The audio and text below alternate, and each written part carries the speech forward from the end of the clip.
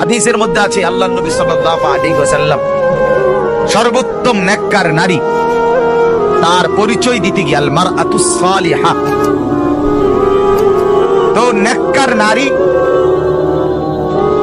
আল্লাহর নবী বলেছেন কয়েকটা পরিচয়। ইদা নাযারা ইলাইহা সাররাত, পবিত্র নারী সে, নেককার নারী, সালিহা। আল্লাহর নবী বলেন স্বামী যখন তাকায়, যে স্ত্রী তার স্বামীর দিল খুশি করে দেয়, অর্থাৎ হাস্যোজ্জ্বল চেহারা দিয়ে অভ্যর্থনা জানায়। কেমন আছো জিজ্ঞাসা করছি, কির বালা, কথার হওয়া দিয়ে কুলজাটা কথা বলছেন নাই, এইটা ঠিক না, এটা কি না উচিত। আল্লাহ নবী সাল্লাল্লাহু আলাইহি ওয়াসাল্লাম বলেন ওই নারী নেককার নারী, ইদা নাযারা ইলাইহা সাররাতহু, স্বামী বেচারা যখন তাকায় সে তাকে আনন্দিত করে, খুশি করে, খুশি করে। অটো ড্রাইভারের লগে কথা কয়, কি সুন্দর, সিএনজি ড্রাইভারের সাথে কথা বলে খুব যত্ন নিয়ে, মাখরাত সহ। কিন্তু স্বামী বেচারার সাথে কথা বলে মনে যেন ঝাড়ু দিয়ে ফিরতে আছে, বুঝায় যায় যে কার্য করে। আশ্চর্য বদ আখলাক সে নারীর উপরে আল্লাহ তাআলার অভিশাপ বর্ষিত। 2 নাম্বার, ওয়াইদা গাবা আনহা হাফিজাতহু, স্বামী যখন আড়ালে থাকে, ঘরের বাহিরে থাকে, আল্লাহর নবী বলেন যে তার নিজের লজ্জা, পর্দা, ইজ্জত, সতীত্বের হেফাজত করে, সে নারী নেককার। সে নারী নেককার। স্বামী শহরে থাকুক, কর্মস্থলে যাক, ব্যবসার কাজে যাক, দোকানে যাক, অথবা বিদেশেই থাকুক, তাও আল্লাহর নবী বলেন ওই নারী পবিত্রা নারী, চরিত্রবান নারী। স্বামীর অবর্তমানে যে তার নিজের ইজ্জত, নিজের লজ্জা, নিজের সতীত্ব, পর্দা হেফাজত।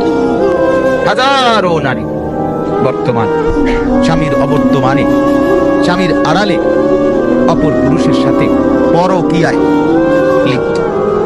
প্রতিদিন, প্রতিনিয়ত আমাদের কাছে হাজারো স্বামী, পুরুষ কান্নাকাটিও করে, বলে, আফসোস করে, তোর পুরাটা জীবন শেষ করলাম এই বেটির পিছনে, এই বেটি এখন আমারে দেখতে পারে। হায় বোকা মহিলা, তুমি যে আরেকটা পুরুষকে পছন্দ করলা, এটা তো বেড়ায়, এটা তার ভাবতন না, তো ওইটাও তো তোমার এমনই হবে, তোমার জন্য তো সেও এমনই হবে। যদি মনে করো এই পুরুষ ভালো না, তোমার স্বামী, এবার আজ কদিন পরে তোমার লেগে ভালো হবে না। আপন হালাল যে স্বামী সে যদি ভালো না হয়, তো হারাম পুরুষ সে ভালো হবে কিভাবে? কিভাবে সম্ভব? আমি একটু খোলামেলা বললাম, আর সাহস করে বললাম। আজকে সমাজের অসংখ্য অসংখ্য বিবিরা আপন স্বামীর সাথে অশোভনীয় আচরণ করে, তাকে পছন্দ হয় না, পর পুরুষের সাথে অবৈধ সম্পর্ক। 26 বছর বেচারা বিদেশ, 12 বছর বেচারা বিদেশ, 5 বছর স্বামী বেচারা বিদেশ। বেটা, তোমার মতো স্ত্রীর জন্য, ছেলে মেয়ের মুখে হাসি ফুটাবার জন্য দুনিয়াটাকে ত্যাগ করে আনন্দ ফুর্তি বলতে কিচ্ছু নাই। সব চাইরা মা হারা, বাবা হারা, স্ত্রী হারা, সন্তান হারা, এরপরে বিদেশ থাকে। কলজার মধ্যে পাথর বাইন্দা, রাতে ঠিক মতো খাওয়া নাই, দিনে ঠিক মতো বিশ্রাম নাই, নিজের খানা নিজে খাইতে হয়, নিজের রান্না নিজে রাঁধতে হয়, নিজের লুঙ্গিটাও নিজে ধুইতে হয়, নিজের গেঞ্জিটাও নিজে ধুইতে হয়। তো এত কষ্ট করার পর একজন নারী, একজন স্ত্রী যদি দেশে অন্য পুরুষের সাথে সময় কাটায়, কথা বলে, ঘুরে, অশ্লীল কোনো কাজ করে, জিনা, ব্যভিচার কিংবা বেহায়াপনা করে ওই স্ত্রী, তাহলে তার চাইতে অসভ্য, এর চাইতে বেহায়া, নির্লজ্জা নারী আর কে হইল? এই মহিলার চাইতে তো রাস্তার জানোয়ার অনেক, হাইওয়ান জানোয়ার তো এর চাইতে অনেক, যে তার স্বামীর খেয়ানত, নিজের আখলাক শেষ করে।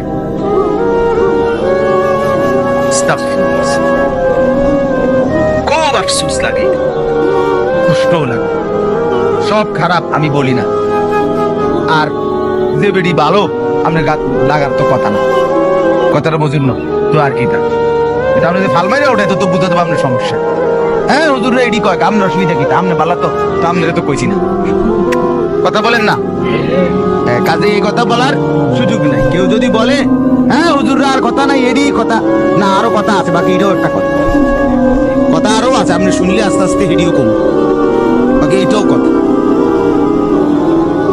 আপনি ফাল মারবেন কেন, তাপ মারবেন কেন? আখলাকের সৌন্দর্য এক নারীর সবচেয়ে বড় নিয়ামত।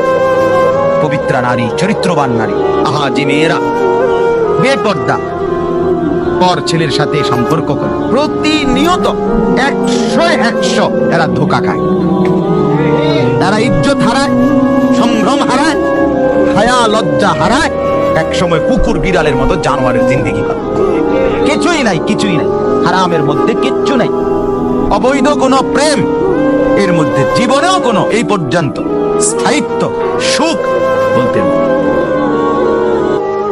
সেদিন এক যুবক আমার কাছে আসছে, আইসা বলতেছে হুজুর ছেলেটার চেহারা দেখলে রাজপুত্রের মতো, মানে লম্বা, এত সুন্দর আপনার ছেলে। বলতেছে হুজুর রিলেশন করে বিয়ে করছে, আগে রিলেশন করছে, বুঝছেন না কথা, আগে রিলেশন করছে, তো আগে প্রেম করে গভীর রিলেশন করে বিয়ে করছে। এখন 8 মাস না যাইতেই আমরা স্বামী স্ত্রী, স্ত্রী প্রতিদিন সন্দেহ করে ছেলেটা আরেক মেয়ের সাথে কথা বলে, আর এইতে আমার প্রত্যেক মিনিটে সন্দেহ হয় হে আরেক বেটার জন্য কথা। এখন আমরা কি করবো হুজুর?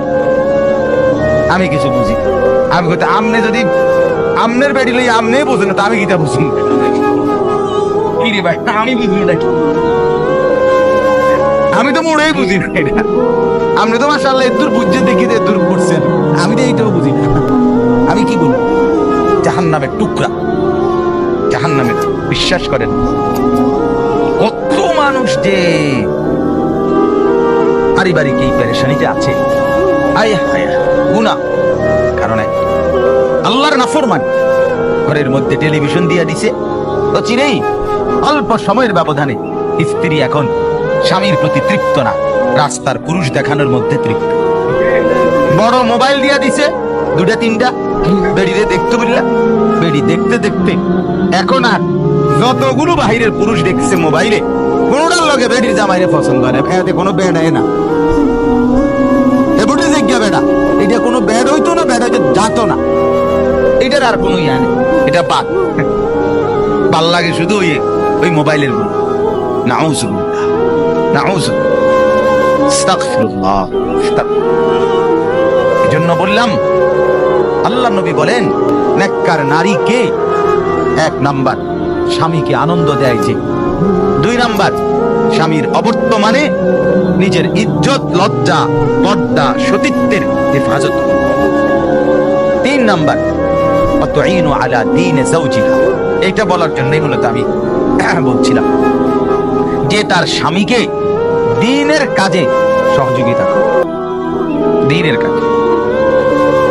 স্বামী বেচারা দ্বীনের কাজ করবে, আল্লাহর দ্বীন প্রচার করে, আল্লাহর দ্বীনের দাওয়াত দেয়, মসজিদের নামাজ পড়ায়, মাদ্রাসার খেদমত করে, মানুষের সেবা করে, ইত্যাদি ইত্যাদি, মনে করে যে কোনো ভালো কাজ করে। স্ত্রী মেনে নেয় যে হয়তো অবসর থাকলে আরো একটু সময় বেশি দিত ঘরে, আর একটু স্ত্রীর কাছে থাকতো বেশি টাইম, গল্প গুজব করে সময় কাটাইতে পারতো, ওইটুকু সময় হয়তো দিদি পায় না, কিন্তু সে মেনে নেয় এবং উৎসাহিত করে, উৎসাহিত করে দ্বীনের কাজ। আমার শায়েখ আরিফ বিল্লাহ আল্লামা মুফতি মুশতাকুন নবী সাহেব সারা বছর দেশে দেশে ঘুরে, বিবি যদি আন্তরিক না হতো কিভাবে সম্ভব? আমরা নিজেরা উপলব্ধি করি, বিবি যদি মেনে না নিত, আন্তরিকতা না থাকে, বছর সারা বছর আমরা তার অল্প সময় বাসায় থাকি, সব সময় বেশিরভাগ সময়টাই বাইরে বাইরে বাইরে বাইরেই চলতে থাকি। হ্যাঁ, তো ফি আমানিল্লাহ বলে দিছে, আসার সময় খালাস আল্লাহর হাতে ছেড়ে দিছে, আল্লাহর সাপোর্টে দিয়ে দিছে। এই জন্য বললাম আপনার এটা বড় সম্পদ, বড় নিয়ামত যে নারী তার স্বামীকে দ্বীনের কাজে সহযোগিতা করে, সাহায্য করে। ইসলামের যুগে রাসূলুল্লাহ সাল্লাল্লাহু আলাইহি সাল্লামের জামানায় অসংখ্য নারীরা তাদের স্বামীদেরকে সাজাইয়া আল্লাহর রাস্তায় যুদ্ধের জন্য নিজে সাজাইয়া দিয়েছে। স্বামী শহীদ হইছে, স্ত্রী আল্লাহর শুকর আদায় করছে, সবর করছে, অপেক্ষা করছে যে স্বামীর সাথে মুলাকাত হবে জান্নাত। জান্নাত এজন্য বললাম, মা বোনদের কাছে অনুরোধ, আপনাদের জন্য মূল নসিহত 1 নাম্বার এটা, কোন অবস্থাতেই আপনারা এই প্রচন্ড গরমের মধ্যে নিজের ইবাদত নামাজ ছাড়বেন না।